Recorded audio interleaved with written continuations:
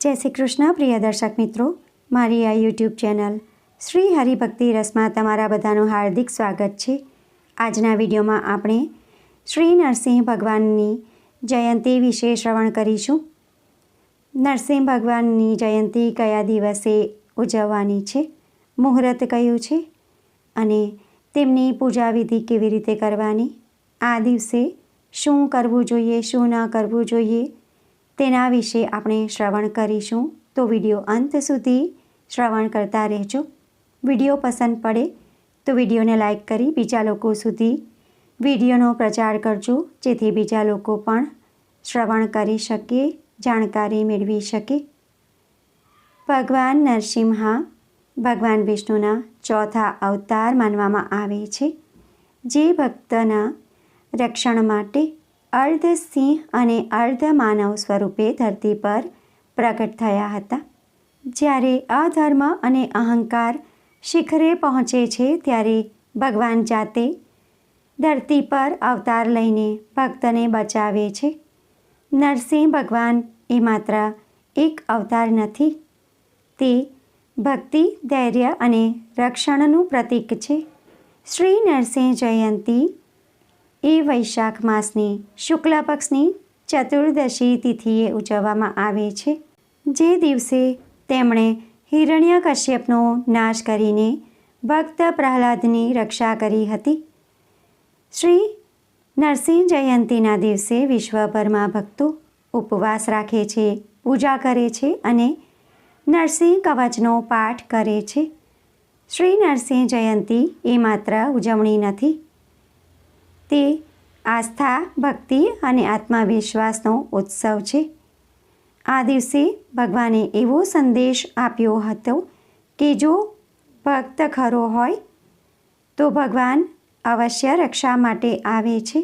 ભક્ત પ્રહલાદનું ઉદાહરણ છે કે કેવી રીતે નિર્દોષતા અને શ્રદ્ધા અધર્મ સામે વિજય મેળવી શકે છે. આ અવતાર એ પણ સૂચવે છે કે ભગવાન માત્ર મંદિરની મૂર્તિમાં જ નથી, તેઓ દરેક સ્થૂળ અને સૂક્ષ્મ વસ્તુમાં પણ હાજર છે. આપણા અંતરમાં, પ્રકાશમાં, તત્વોમાં અને સત્યમાં પણ છે.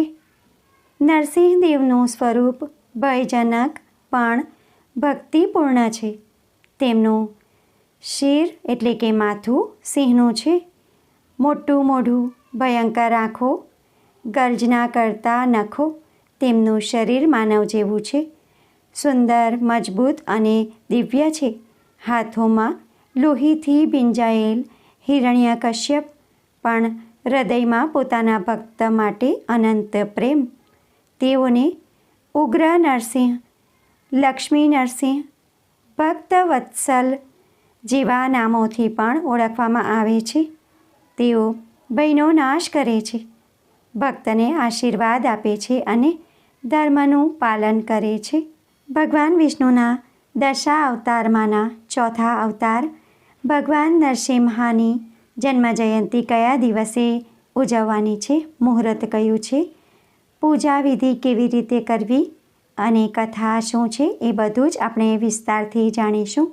અંતમાં આ દિવસે તમારે કયા ઉપાયો કરવાના તેના વિશે પણ જાણીશું.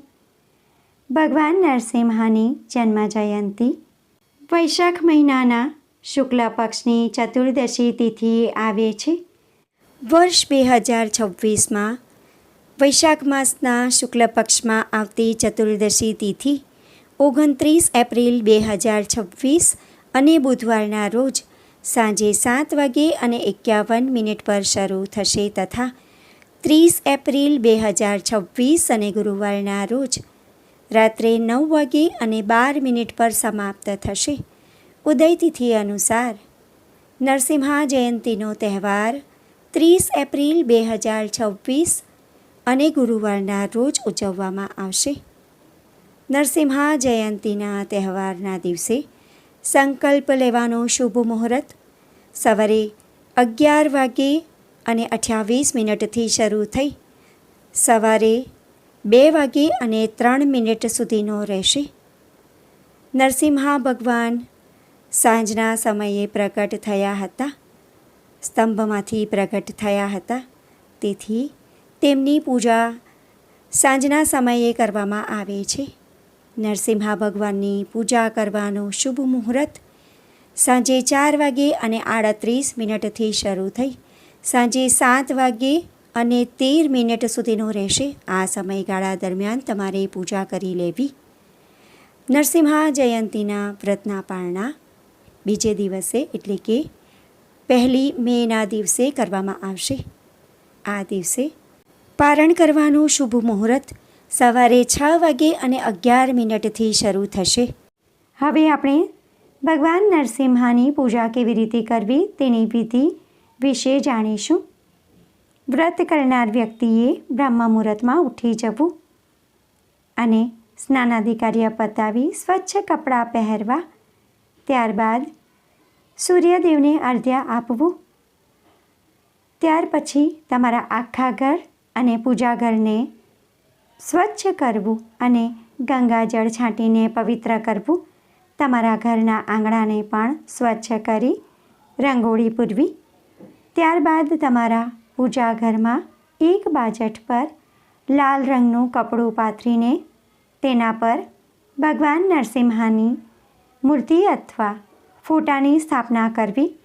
જો તમારી પાસે નરસિંહ ભગવાનની મૂર્તિ અથવા ફોટો ન હોય તો તમે ભગવાન વિષ્ણુની મૂર્તિ અથવા ફોટાની સ્થાપના કરી શકો છો અને તેમની મૂર્તિમાં ભગવાન નરસિંહનું ધ્યાન ધરીને તેમની પૂજા કરવી.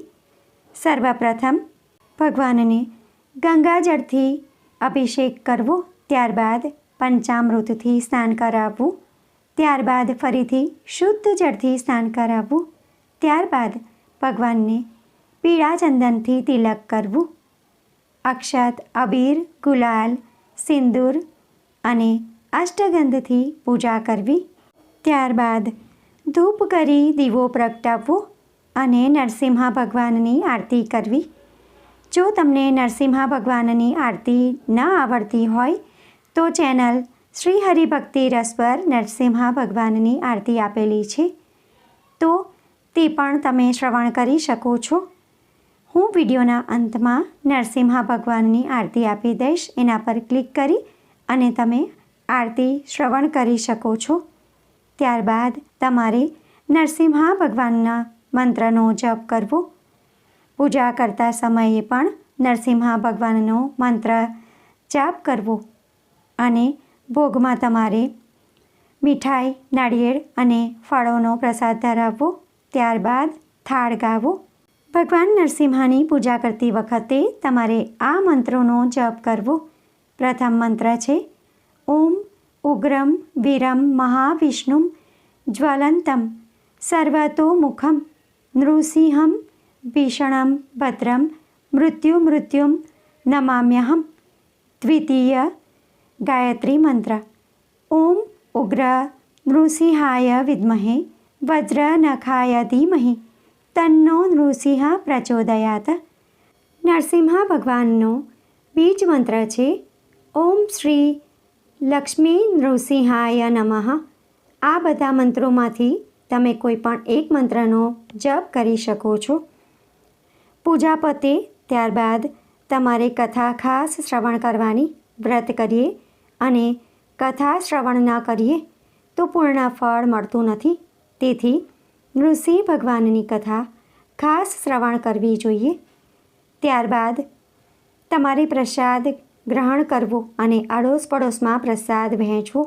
ત્યારબાદ તમારા નજીકના મંદિરમાં દર્શન કરવા જવું અને તમારા ઘરના નજીકમાં પીપળો હોય તો તે દિવસે પીપળાની પણ ખાસ પૂજા કરવી જોઈએ. પીપળાને જળ અર્પણ કરવું. ત્યારબાદ કંકુ, અક્ષત, અબીર, ગુલાલ અને ફૂલો અર્પણ કરવા. અષ્ટગંધથી પૂજા કરવી. ત્યારબાદ લાલ રંગનો દોરો બાંધીને ઓછામાં ઓછી 7 વખત પ્રદક્ષિણા કરવી. ત્યારબાદ તમારે ગરીબોને યથાશક્તિ અન્નદાન, વસ્ત્રદાન અને ધનનું દાન કરવું અને ગાયને પણ ઘાસચારો, રોટલી અને ગોળ ખવડાવવો અને આખો દિવસ ભગવાનનું નામ જપ કરવું. નૃસિંહ કવચનો પાઠ ખાસ કરવો જોઈએ. તેનાથી ભગવાન હરેક ક્ષણે તમારું રક્ષણ કરે છે. હવે આ દિવસ નિમિત્તે જે કથા છે તેનું શ્રવણ કરીશું. અંતમાં આપણે આ દિવસે કયા ઉપાયો કરવાના છે તેના વિશે જાણીશું. ભગવાન શ્રી નૃસિંહ શક્તિ તથા પરાક્રમના મુખ્ય દેવતા છે. ભગવાન શ્રી હરિ વિષ્ણુના પાર્ષદ જય અને વિજયે ઋષિઓના શ્રાપને કારણે હિરણ્યાક્ષ અને હિરણ્યકશિપુ તરીકે જન્મ ધારણ કર્યો હતો. પ્રાચીન કાળમાં કશ્યપ નામનો એક રાજા હતો. તેમની પત્નીનું નામ દિતિ હતું. તેમને 2 પુત્ર થયા, જેમાંથી એકનું નામ હિરણ્યાક્ષ અને બીજા પુત્રનું નામ હિરણ્યકશિપુ પાડ્યું હતું. હિરણ્યાક્ષને ભગવાન શ્રી વિષ્ણુએ જ્યારે તે પૃથ્વીને પાતાળ લોકમાં લઈ ગયો હતો ત્યારે વારાહ રૂપ લઈને માર્યો હતો. આ જ કારણે હિરણ્યકશિપુ ભગવાન શ્રી વિષ્ણુ પર ક્રોધિત થયો અને તેણે પોતાના ભાઈના મૃત્યુનો પ્રતિશોધ લેવા માટે કઠોર તપસ્યા કરીને બ્રહ્માજી અને શિવજીને પ્રસન્ન કર્યા. તેણે વરદાનમાં માંગ્યું કે હું તમારા દ્વારા ઉત્પન્ન કરવામાં આવેલા કોઈ પણ પ્રાણી અર્થાત મનુષ્ય, પશુ, પક્ષી, દેવતા, દૈત્ય, નાગ, કિન્નર વગેરે દ્વારા મારું મૃત્યુ ન થઈ શકે. ના હું અસ્ત્રથી મરું કે ના શસ્ત્રથી મરું, ના હું ઘરની અંદર મરું કે ના ઘરની બહાર મરું, ના દિવસે મરું કે ના રાત્રે મરું, ના પૃથ્વી પર મરું કે ના આકાશમાં મરું. બ્રહ્માજીએ તેને તથાસ્તુ કહીને વરદાન આપ્યું. આ વરદાન મળતાં જ તેની મતિ ફરી ગઈ અને તેનામાં અહંકાર એટલી હદે વધી ગયો કે તે પ્રજા પર અત્યાચાર કરવા લાગ્યો. આ જ દિવસોમાં તેની પત્ની કયાધુએ એક પુત્ર રત્નને જન્મ આપ્યો. તેનું નામ પ્રહલાદ પાડવામાં આવ્યું. પ્રહલાદ ધીરે ધીરે મોટો થવા લાગ્યો. અચરજની વાત એ છે કે તેણે એક રાક્ષસના ઘરમાં જન્મ લીધો હોવા છતાં રાક્ષસ જેવા એક પણ દુર્ગુણ તેનામાં નહોતા. તે ભગવાનનો પરમ ભક્ત હતો અને તે પોતાના પિતાને પ્રજા પર અત્યાચાર ન કરવા સમજાવતો હતો તથા અત્યાચારનો વિરોધ પણ કરતો હતો. હિરણ્યકશિપુએ ભગવાનનું નામ લેવા પર પ્રતિબંધ લગાવી દીધો અને જે કોઈ પણ ભગવાનનું નામ લેતું તેના પરથી અત્યાચાર ગુજારતો હતો. પરંતુ તેના જ ઘરમાં એક ભગવાન શ્રી વિષ્ણુનો ભક્ત હતો. ભગવાનની ભક્તિમાંથી પ્રહલાદનું મન હટાવવા તથા તેનામાં પણ પોતાના જેવા દુર્ગુણ ભરવા માટે હિરણ્યકશિપુએ ઘણા પ્રયત્નો કર્યા. ઘણી યુક્તિઓ કરી, નીતિ અનીતિ બધાનો પ્રયોગ કર્યો, પરંતુ પ્રહલાદ પોતાના માર્ગ પરથી ડગ્યો નહીં. છેલ્લે તેણે મજબૂર થઈને પ્રહલાદની હત્યા કરવા માટે ઘણા ષડયંત્રો રચ્યા. તેણે માણસો પાસે પ્રહલાદને ઊંચા પહાડ પરથી નીચે ફેંકાવ્યો, પરંતુ ભગવાન વિષ્ણુએ તેને ઉગાર્યો અને તે જીવતો રહ્યો. આવા તો અનેક પ્રયત્નો તેણે કર્યા, પરંતુ બધામાં તેને નિષ્ફળતા મળી. ભગવાનની કૃપાથી તેનો વાળ પણ વાંકો ન થયો. એકવાર હિરણ્યકશિપુએ પોતાની બહેન હોલિકા, કે જેને બ્રહ્માજીનું વરદાન હતું કે તે આગમાં બળશે નહીં, તેથી પ્રહલાદને બાળીને મારવાનું વિચાર્યું. તેને બોલાવી એક મોટી ચિતા બનાવીને હોલિકાના ખોળામાં પ્રહલાદને બેસાડવાની યુક્તિ કરી. હોલિકા લાકડાની બનાવેલી મોટી ચિતા પર બેસી ગઈ અને પ્રહલાદને પોતાના ખોળામાં બેસાડ્યો.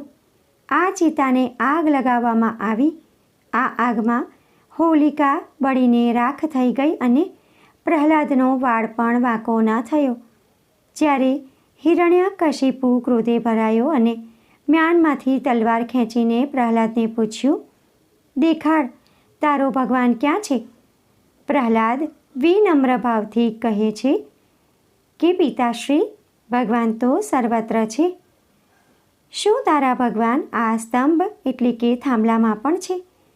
હિરણ્યકશિપુએ પૂછ્યું. ત્યારે પ્રહલાદે જવાબ આપ્યો, હા, આ થાંભલામાં પણ છે. આ સાંભળીને ક્રોધિત હિરણ્યકશિપુએ પોતાની તલવાર વડે થાંભલા પર પ્રહાર કર્યો. તે જ ક્ષણે સ્તંભમાંથી ભયંકર નાદ થયો, જાણે કે બ્રહ્માંડ ફાટી ગયું હોય. સ્તંભને ચીરીને શ્રી નૃસિંહ ભગવાન પ્રકટ થયા. તે રૂપ સંપૂર્ણ મનુષ્યનું નહોતું તથા સંપૂર્ણ સિંહનું પણ નહોતું. બ્રહ્માજીના વરદાનને સત્ય કરવા માટે ભગવાન શ્રી વિષ્ણુએ નૃસિંહના રૂપમાં અવતાર લીધો.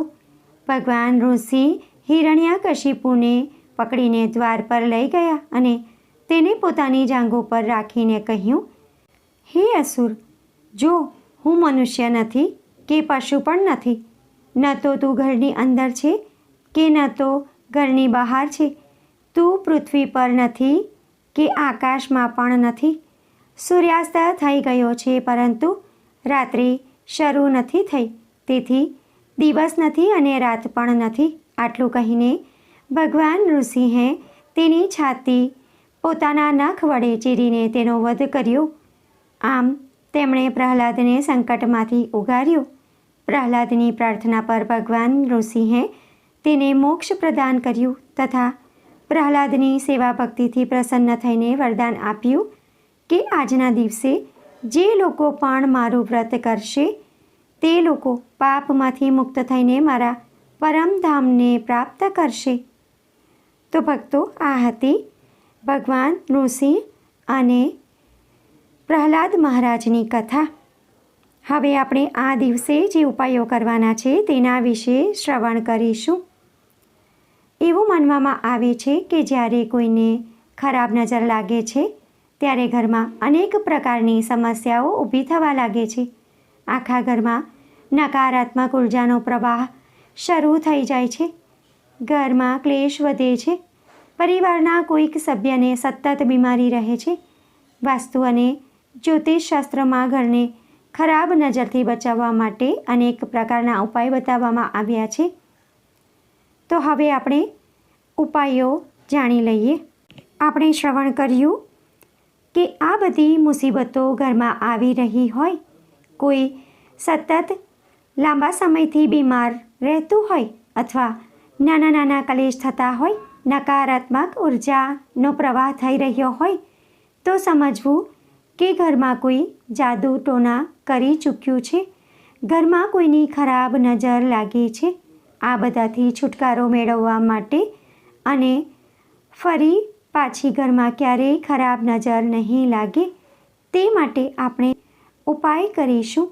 શ્રી નરસિંહ ભગવાનની જયંતીના દિવસે સાંજના સમયે નરસિંહ ભગવાનની મૂર્તિ અથવા ફોટો લગાવીને વિધિથી પૂજા કરવી. નરસિંહ ભગવાનનો ફોટો કે મૂર્તિ ઘરના મુખ્ય દ્વાર પર લગાવી દેવી. આનાથી તમારા ઘરની બધી જ સમસ્યાઓ સમાપ્ત થઈ જશે. જો બીમારી હોય તો તે પણ દૂર થઈ જશે. આરોગ્ય સારું રહેશે. ઘરમાં કલેશ થશે નહીં અને ઘરમાં સુખ, સમૃદ્ધિ અને ઐશ્વર્યની પ્રાપ્તિ થશે. ભગવાન નરસિંહા તમારી હરેક ક્ષણે રક્ષા કરશે અને તમારા ઘરમાં માતા લક્ષ્મીનો હંમેશા નિવાસ રહેશે. વ્યાપારમાં બરકતી પણ રહેશે અને વાસ્તુ દોષથી પણ છુટકારો મળશે. તો ભક્તો, આજના વિડીયોમાં આપણે ભગવાન નરસિંહાની જયંતી કયા દિવસે ઉજવવાની છે, મુહૂર્ત કયું છે અને નરસિંહા ભગવાનનો અવતાર કેમ થયો હતો, કઈ રીતે થયો હતો, આ દિવસે શું કરવું શું ન કરવું અને તેમની પૂજા વિધિ કેવી રીતે કરવી, તેમના મંત્રો કયા છે, આ દિવસનું મહત્ત્વ શું છે, એ બધું જ આપણે વિસ્તારથી શ્રવણ કર્યું છે. આશા કરું છું કે આજનો વિડીયો તમને ઘણો ઉપયોગી લાગ્યો હશે અને પસંદ પડ્યો હશે. જો વિડીયો તમને પસંદ પડ્યો હોય તો વિડીયોને લાઇક કરી બીજા લોકો સુધી વિડીયોનો પ્રચાર કરજો. કોમેન્ટમાં જય નરસિંહાદેવ જરૂરથી લખજો. ફરી મળીશું એક નવા વિડીયો સાથે. ત્યાં સુધી બધા ભક્તોને મારા જય શ્રી કૃષ્ણ. વિડીયો જોવા માટે ધન્યવાદ.